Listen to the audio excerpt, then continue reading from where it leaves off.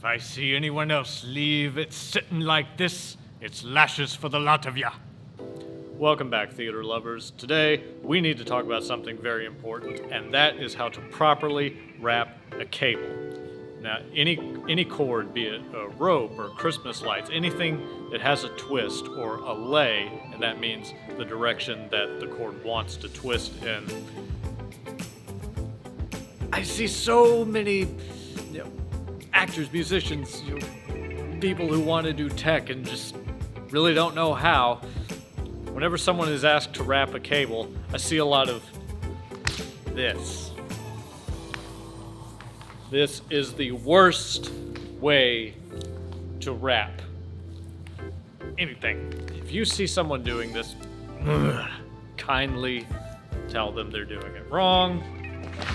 If you're doing this, someone's gonna smack you upside the head. So this rope is a good example of a bad example because it's been sitting so long, twisted the wrong way. So even if you try to twist it the right way, you can see it naturally wants to go inkways. But try to see, it's useless. However, when you are wrapping a cable, most likely audio cable, this is an XLR,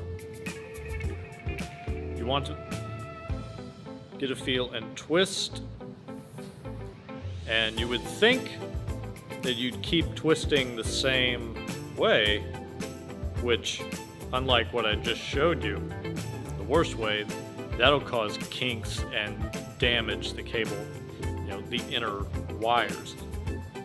This will not damage it. However, sometimes when you need to quickly undo a cable, you'll throw it across a room. I don't recommend it personally, but when you do, by example here, you'll see the kinks in it. And the kinks are those little loops that you see. So obviously you're going to have to spend even more time unraveling it and twirling it around a little bit. So, the proper way to wrap this.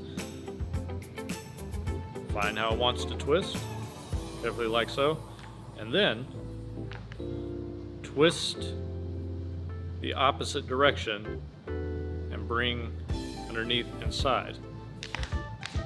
Then twist normal, twist opposite. So when you want to quickly unravel this by throwing it across the floor, you'll see the kinks are not there. Yes, this was short and sweet, hopefully right to the point. If you learned something today, I really hope you did. If you didn't already know this, give it a little thumbs up and subscribe if you'd be so kind. So be excellent, and I'll see y'all in the next one.